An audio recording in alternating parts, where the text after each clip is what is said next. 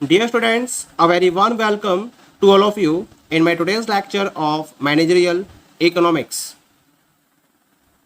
In today's lecture, we will discuss upon the fundamental principles or concepts of managerial economics. आज के lecture में हम managerial economics के relation में fundamental principles को डिस्कस करेंगे. Managerial economic is concept based and technique oriented. The use of concepts and techniques help us in developing the analytical rigor of the subject. They aid logical reasoning and precise thinking to managerial economists. Following are the important concepts or principles for analyzing of a business problem. क्योंकि जब हम managerial economics की बात करते हैं तो ये एक कॉन्सेप्चुअल बेस्ड डिसिप्लिन है, ये एक टेक्निक ओरिएंटेड डिसिप्लिन है. इसमें जिन पर्टिकुलर कॉन्सेप्ट्स एंड टेक्निक्स का यूज किया जाता है, इसके हेल्प से हम क्या करते हैं, एनालिटिकल अंडरस्टैंडिंग को डेवलप करते हैं. और इस एनालिटिकल अंडरस्टैंडिंग के बेसिस पर जो मैनेजरियल इकोनॉमिस्ट हैं वो रीजनिंग और प्रिसाइज थिंकिंग को डेवलप करते हैं. एक लॉजिकल रीजनिंग को डेवलप किया जाता है और इस लॉजिकल रीजनिंग और प्रिसाइज थिंकिंग के बेसिस पर बिजनेस के रिलेशन में डिफरेंट टाइप की प्रॉब्लम्स को सॉल्व किया जाता है. तो इस पर्टिकुलर पॉइंट के अकॉर्डिंग बिजनेस प्रॉब्लम को सॉल्व करने के रेफरेंस में इंपॉर्टेंट कॉन्सेप्ट्स मैनेजरियल इकोनॉमिक्स के द्वारा प्रोवाइड किए गए हैं. कौन कौन से हैं ये principles? Let us have a discussion over these principles. The very first principle is the opportunity cost principle. Opportunity cost principle. इस प्रिंसिपल के रिलेशन में जब हम रिसोर्सेज की बात करते हैं तो रिसोर्सेज क्या है? They are scarce, they are limited in nature. और रिसोर्सेज की लिमिटेशन होने की वजह से हम सारी की सारी कमोडिटीज को प्रोड्यूस नहीं कर सकते जिन्हें हम प्रोड्यूस करना चाहते हैं. और इसी वजह से हम जब किसी एक कमोडिटी के प्रोडक्शन को सेलेक्ट करते हैं तो हमें क्या करना पड़ता है, दूसरी कमोडिटी के प्रोडक्शन को भूल जाना होता है. तो एक कमोडिटी का प्रोडक्शन तभी पॉसिबल है जब हम दूसरी कमोडिटी के प्रोडक्शन को फॉलो ना करें. यानी कि अगर हम कुछ ऑब्टेन करना चाहते हैं, to get something, it is costing us the opportunity to produce the another commodity. यानी कि अगर हम एक कमोडिटी को प्रोड्यूस करते हैं तो उसके बदले में हमें अनदर कमोडिटी के प्रोडक्शन को अवॉइड करना होता है. यानी कि उसकी जो कॉस्टिंग है या फिर उसको जो अवॉइड करना पड़ा हमें, ये हमारी क्या है, एक अपॉर्चुनिटी हम लूज कर रहे हैं. क्योंकि एक कमोडिटी को प्रोड्यूस करना है तो दूसरी कमोडिटी को गिव अप करना पड़ेगा, और उसको गिव अप करने की वजह से एक अपॉर्चुनिटी हमारी तरफ से लूज की जा रही है दूसरी कमोडिटी को प्रोड्यूस करने के रेफरेंस में. तो उस ऑल्टरनेटिव की बात करते हैं जिसको हमें इग्नोर करना पड़ा या जिसे हमें फॉरगॉन करना पड़ा. इसे हम अपॉर्चुनिटी कॉस्ट का नाम देते हैं. तो एक ऑप्शन को आगे बढ़ाने के लिए जिस दूसरे ऑप्शन को भुला दिया जाता है या छोड़ दिया जाता है उसे हम अपॉर्चुनिटी कॉस्ट का नाम देते हैं. इसका मतलब जो अपॉर्चुनिटी कॉस्ट कॉन्सेप्ट है वो इंपॉर्टेंट पॉइंट्स पर डिपेंडेंट है. क्या क्या है इसके रिलेशन में important points? The first one is the calculation of opportunity cost involves a measurement of sacrifice. यानी कि जब हम अपॉर्चुनिटी कॉस्ट के कैलकुलेशन की बात करते हैं तो इसको कैलकुलेट करने के लिए सैक्रिफाइस को मेजर किया जाता है. तो जो सैक्रिफाइस फॉलो किया जाता है उस सैक्रिफाइस के मेजरमेंट को हम अपॉर्चुनिटी कॉस्ट का नाम देते हैं. That is first point. The next point is sacrifice may be monetary और रियल. या तो सैक्रिफाइस मॉनेटरी होगा या फिर सैक्रिफाइस रियल भी हो सकता है. या तो मनी टर्म्स में होगा या फिर ये रियल टर्म्स में होगा. ठीक है, जैसे मान लीजिए कंपनी ने एक प्रोजेक्ट को स्टार्ट किया जिसकी कॉस्ट थी 3 लाख रुपए, एक दूसरा प्रोजेक्ट था जिसकी कॉस्ट थी 2.5 लाख रुपए. तो एक प्रोजेक्ट को स्टार्ट करने के लिए उसने दूसरे प्रोजेक्ट को गिव अप कर दिया. तो जो 2.5 लाख रुपए है वो उसकी हो गई अपॉर्चुनिटी कॉस्ट, क्योंकि 3 लाख के प्रोजेक्ट को स्टार्ट करने के लिए उसे 2.5 लाख के प्रोजेक्ट को गिव अप करना पड़ रहा है. तो उसकी जो अपॉर्चुनिटी कॉस्ट है 3 लाख के प्रोजेक्ट के रेफरेंस में वो हो गई 2.5 लाख रुपए. तो ये किस टर्म्स में हो गई? मॉनेटरी टर्म्स में हो गई. ठीक है. नॉन मॉनिटरी टर्म्स में या रियल टर्म्स में क्या है, मान लीजिए कि आपको अपना टाइम यूटिलाइज करना है, तो या तो आप स्टडी को फोकस कर सकते हो या फिर आप अपने एंटरटेनमेंट के लिए टेलीविजन दे सकते हो। तो अगर आप स्टडी को प्रेफर करते हो तो जो आपने एंटरटेनमेंट के लिए टेलीविजन को गिव अप किया वो क्या हो गई, आपकी अपॉर्चुनिटी कॉस्ट हो गई, ये रियल टर्म्स में हो गई। तो इस तरह से सैक्रिफाइस या तो मॉनेटरी टर्म्स में हो सकता है या फिर रियल टर्म्स में भी हो सकता है। And the last thing in relation to opportunity cost is the opportunity cost is termed as the cost of sacrificed alternative, यानी जिस ऑल्टरनेटिव को आपने सैक्रिफाइस किया है और उसकी जो कॉस्ट होती है उस कॉस्ट को हम अपॉर्चुनिटी कॉस्ट का नाम देते हैं। Clear? The cost of sacrificed alternative is known as the opportunity cost. So this is the opportunity cost principle of managerial economics, जिसके बेसिस पर बिजनेस हाउसेस जब प्रोजेक्ट्स को सेलेक्ट करते हैं तो प्रोजेक्ट की अपॉर्चुनिटी कॉस्ट को डिटरमाइन करने में इंटरेस्टेड होते हैं, जिसके बेसिस पर वो अपने डिसीजंस को इफेक्टिव वे में आगे बढ़ा सकते हैं। ठीक है, now come to the second principle. Second principle क्या है इसके रेफरेंस में, इंक्रीमेंटल प्रिंसिपल का नाम भी देते हैं इसको हमें ना। क्या मतलब होता है इंक्रीमेंटल प्रिंसिपल का? जब हम इंक्रीमेंटल प्रिंसिपल की बात करते हैं तो इस पर्टिकुलर एनालिसिस में, इस कॉन्सेप्ट में दो पर्टिकुलर इंपॉर्टेंट कॉन्सेप्ट्स इन्वॉल्व होते हैं। पहला होता है इंक्रीमेंटल कॉस्ट और दूसरा होता है इंक्रीमेंटल रेवेन्यू। इंक्रीमेंटल कॉस्ट का मतलब क्या होगा, change in the total cost. अगर एक यूनिट को इंक्रीज किया जाता है तो उसकी इंक्रीज की वजह से टोटल कॉस्ट में कितना चेंज हुआ, ये हो गया आपकी इंक्रीमेंटल कॉस्ट। और एक इन यूनिट के इंक्रीज होने की वजह से टोटल रेवेन्यू में जो चेंज हुआ तो उसको हम नाम देंगे इंक्रीमेंटल रेवेन्यू का। फर्म ने डिसीजन लिया और डिसीजन की वजह से उसके रेवेन्यू में जो चेंज हुआ उसको नाम देंगे इंक्रीमेंटल रेवेन्यू का, और जो कॉस्ट में चेंज हुआ टोटल कॉस्ट में उसे हम नाम देंगे इंक्रीमेंटल कॉस्ट का। अब इंक्रीमेंटल प्रिंसिपल क्या कहता है, किसी भी इन्वेस्टमेंट डिसीजन को प्रॉफिटेबल डिसीजन तभी माना जाता है जब उसका जो इंक्रीमेंटल रेवेन्यू है वो इसकी इंक्रीमेंटल कॉस्ट से क्या होना चाहिए, ज्यादा होना चाहिए।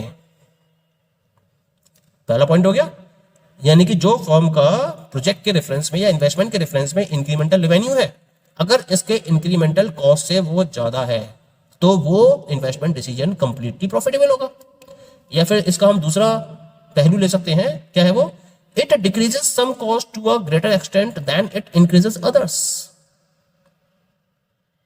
यानी कि रेवेन्यू में तो इंक्रीमेंट ज्यादा नहीं हुआ, लेकिन जो कॉस्ट है उसमें एक ग्रेट लेवल तक डिक्रीमेंट हुआ।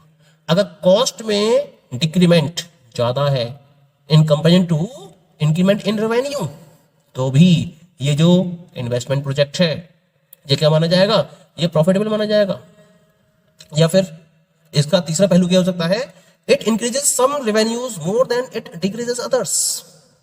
ये क्या करता है, रेवेन्यूज को लगातार इंक्रीज करता है जबकि कॉस्ट को कम डिक्रीज कर रहा है।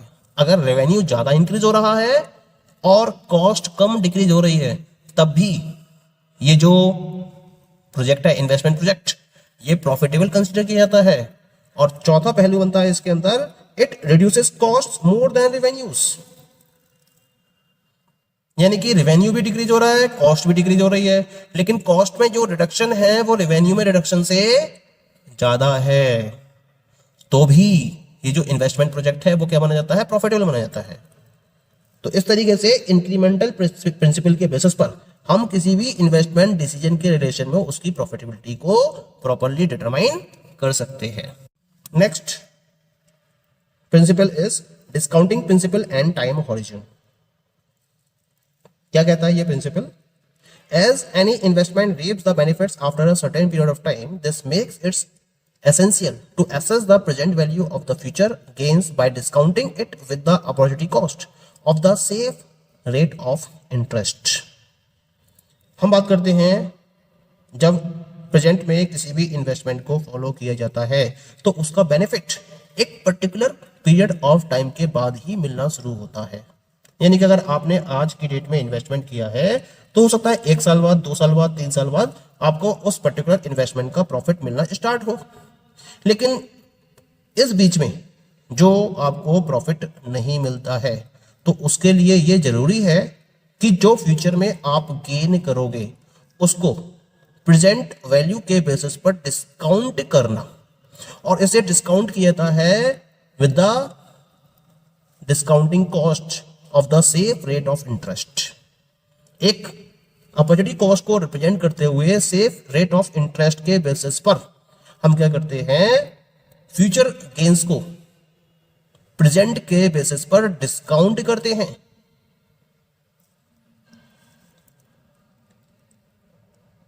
इसके साथ साथ एक पर्टिकुलर कॉमन नॉलेज भी रहती है कि आज की डेट में जो 1,000 रुपए की वैल्यू है, 5 साल बाद ये वैल्यू क्या होगी, ये वैल्यू कम हो जाएगी। आज की डेट में 1,000 रुपए से आप जितने गुड्स को परचेस कर सकते हो, आज से 5 साल बाद आप उतने ही अमाउंट में उसकी कम क्वांटिटी परचेस करने में कैपेबल होगे। तो जो वैल्यू आज की डेट में है मनी की, आज से 5 साल बाद उसकी वैल्यू कम हो जाएगी,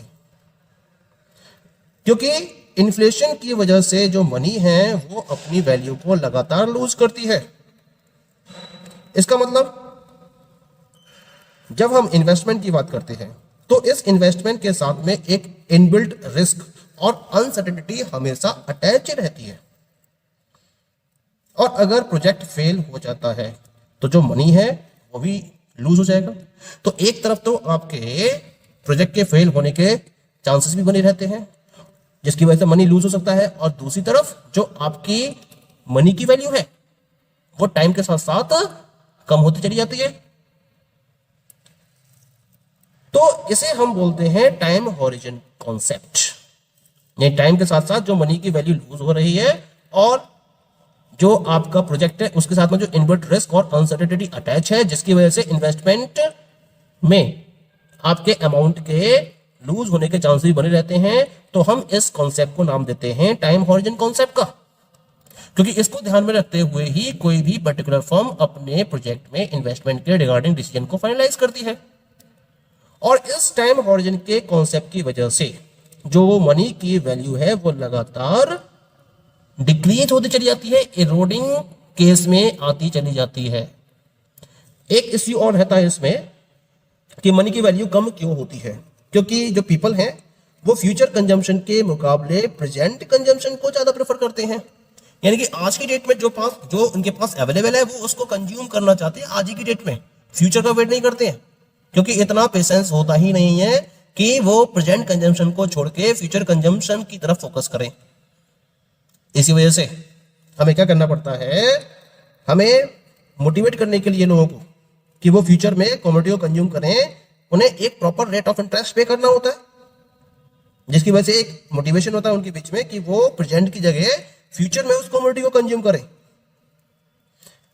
तो इसी वजह से फ्यूचर वैल्यू को हमें प्रेजेंट वैल्यू के अकॉर्डिंग एक पर्टिकुलर रेट ऑफ इंटरेस्ट से डिस्काउंटेड करना होता है, और इस डिस्काउंटिंग के कॉन्सेप्ट को हम नाम देते हैं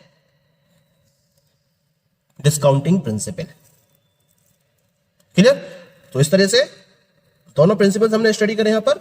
the first one is the time horizon concept and second one is known as the discounting principle, और इन दोनों प्रिंसिपल के बेसिस पर इन्वेस्टमेंट के रिगार्डिंग कोई भी एंटरप्रेन्योर डिसीजन को फाइनलाइज कर सकता है।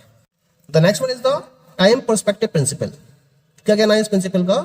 Decision making involves coordination between past, present, and future. Whenever manager makes a decision, he has to analyze the present problem with reference to the past data of facts, figures, and observations, contemplating its future implications. He must consider the short-run and long-run consequences of his decision. ये time perspective principal के according जब कोई भी manager किसी भी decision को follow करता है तो ये पास्ट, प्रेजेंट और फ्यूचर के बीच में एक कोऑर्डिनेशन को मेंटेन करते हुए अपने डिसीजन को फाइनलाइज करता है। जब कभी भी मैनेजर को डिसीजन फॉलो करना होता है तो सबसे पहले वो क्या करता है, सबसे पहले तो वो प्रेजेंट प्रॉब्लम को past data of facts, figures and observations के बेसिस पर एनालाइज करता है, और फिर इसके फ्यूचर इंप्लीकेशंस को कंटेम्पलेट करता है, और उसके बेसिस पर डिसाइड करता है कि उसे डिसीजन को फाइनलाइज करना चाहिए या नहीं करना चाहिए। और इसके साथ साथ वो इस पर्टिकुलर